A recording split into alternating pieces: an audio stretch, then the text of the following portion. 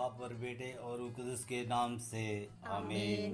प्यारे भाइयों और बहनों, आज 6 जुलाई मंगलवार है। आज कलीसिया संत मरिया गोरेती की यादगारी मनाती है। ईमान में मजबूत और खुदा के प्यार से भरपूर थी। 11 साल की मासूम लड़की मरिया गोरेती गरीब परिवार में पले मरिया ने अपने आप को पाक रखने और पाप ना करने के उसके पक्के इरादे और फैसले से उसको बलात्कार करने के लिए ज़बरदस्ती करने वाले अलेसांद्रो के हाथों से मौत को स्वीकार किया और मरने से पहले उसके हत्यारे को माफ़ भी किया। आइए प्यारे भाइयों और बहनों, आज के दिन हमारे सारे मासूम बच्चों और नौजवान भाई बहनों के लिए दुआ करें ताकि वे प्रभु यीशु के प्यार और फजल के सहारे मरिया गोरेती के समान पापों में ना गिरे और पापों के हर रास्ते से दूर रहें। आइए आज के दिन को खुदा के नाम में शुरू करें और हमारे आज के सारी योजनाओं को प्रभु यीशु के पाक हाथों में सौंप दें। हम सब मिलकर खुदा के पाक वचन को सुने और हमारे परिवारों के लिए और हमारे सारे बीमार भाई बहनों के लिए खुदा की बरकत मांगे। ए खुदा, हमारी मदद करने आओ। ऐ प्रभु, हमारी मदद करने जल्दी आओ। जलाल बाप बेटे और रूह कुदस का हो, जैसे कि इब्तिदा में था, अब है और हमेशा होगा। आमीन। हालेलुया। ए खुदावन खुदा, हम तुझे सारे दिल से शुक्र अदा करते हैं कि तूने हमें इस नए दिन को देखने की बरकत दी है।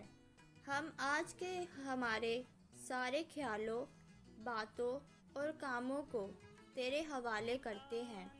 तेरा फजल हम में बना रहे और हमें हर बुराई और खतरे से बचाए। ए खुदावन यीशु मसीह, हमें अपनी खास बरकत दे कि हम आज के दिन तेरे पाक वचन के खिलाफ कुछ भी ना करें, बल्कि हर बात में तेरी ही पाक मर्जी पूरी करें। आज के हमारे हर ज़रूरत और योजना को तेरी मुबारक माँ मरियम के बेदाग दिल के वसीले तेरे हाथों में सौंपते हैं। आमीन।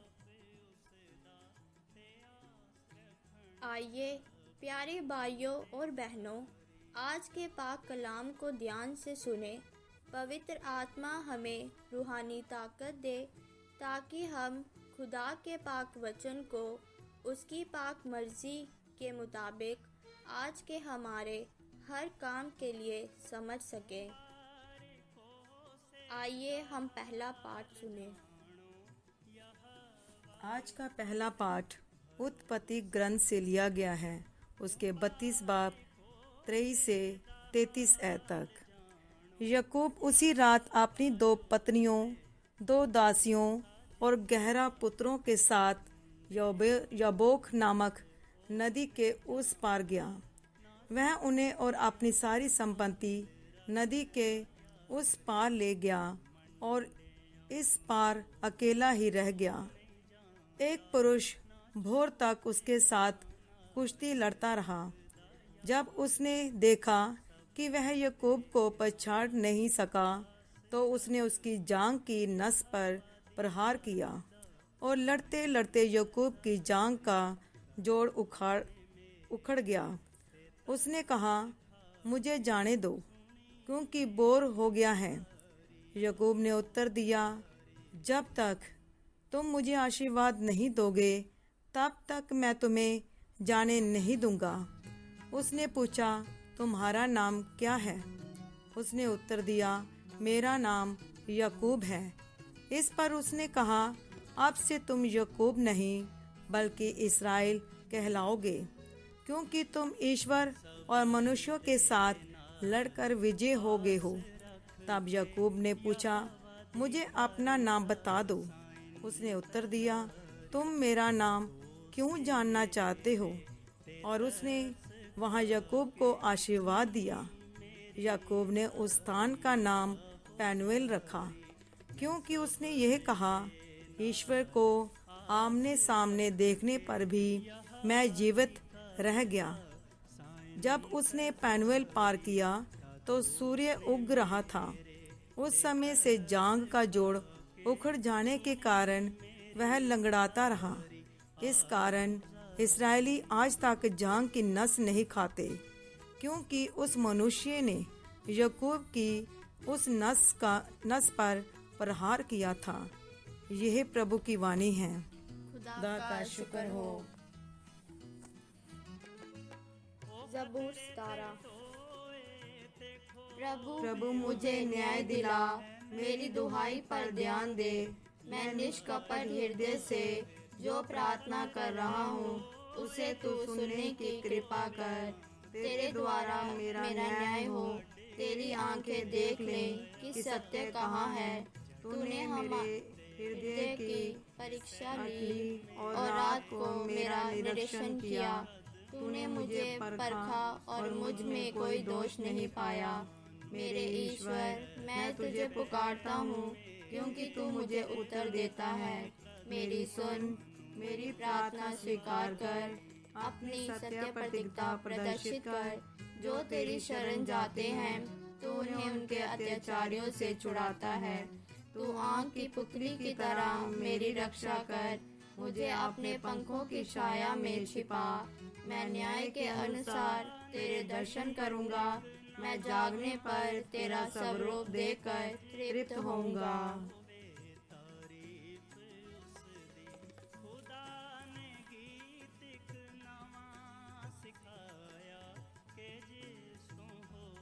संत मती की अंजील उसका 9 बाब 32 से 38 आयत तक। वह बाहर निकल ही रहे थे कि कुछ लोग एक गूंगे अपदूतग्रस्त मनुष्य को ईसा के पास ले आए। ईसा ने अपदूत को निकाला और वह गूंगा बोलने लगा।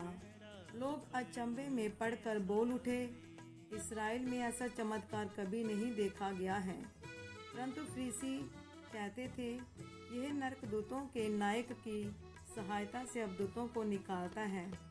ईसा सभागृहों में शिक्षा देते, राज्य के सुसमाचार का प्रचार करते, हर तरह की बीमारी और दुर्बलता पर दूर करते हुए सब नगरों और गांवों में घूमते थे।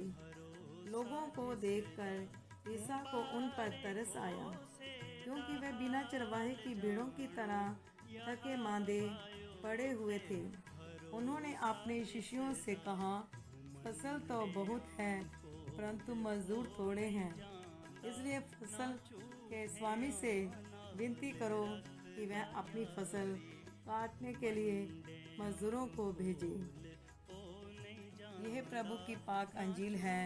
ए मसीह, तेरी सिफारिश हो। हम दुआ करें। हे खुदा, आज के इन पाक वचनों के लिए हम तुझे धन्यवाद देते हैं। तेरा पाक वचन हमारे कदमों के लिए नूर है।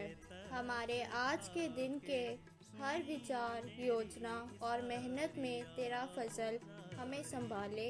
हमारी हर मेहनत तेरे रहम और प्यार के चलते तेरे आत्मा के फल पैदा करे और हमारी हर परेशानी मुसीबत में हमें तेरे पाक फरिश्तों का सहारा मिले। ए पवित्र आत्मा, हमारे दिल दिमाग में उतर आओ और हमें अपने वरदानों से भर दे। ए प्रभु यीशु, हम पर रहम कर और हमें अपने प्यार और रहम से भर दे, ताकि हम आज के दिन को हलीमगी और प्यार के साथ जी सके। ये दुआ हम करते हैं अपने प्रभु यीशु के नाम से, आमीन। ए हमारे बाप, तू जो आसमान पर है, तेरा नाम पाक मना जाए, तेरी बादशाही आए, तेरी मर्जी जैसे आसमान पर पूरी होती है, जमीन पर भी हो। हमारे रोजना की रोटी आज हमें दे, और जिस तरह हम अपने कर्जदारों को बख्शते हैं, तू हमारे कर्ज हमें बख्श। हमें आजमाइश में न पड़ने दे, बल्कि बुराई से बचा। आमीन। सलाम मरियम, फजल खुदावंद तेरे साथ है, वो औरतों में से मुबारक है तेरे पेट का फल यीशु। ऐ मुकद्दसा मरियम, खुदावंद की माँ, हम गुनाहगारों के वास्ते दुआ कर, अब और हमारी मौत के वक्त। आमीन। जलाल बाप, बेटे और रुल कुदुस का हो, जैसे खुदा में तब हमेशा होगा। आमीन। खुदावंद हम सबको बरकत दे, हमें हर बुराई से बचाए और हमें हमेशा की जिंदगी रास्ते पर ले जाए। आमीन। आमीन।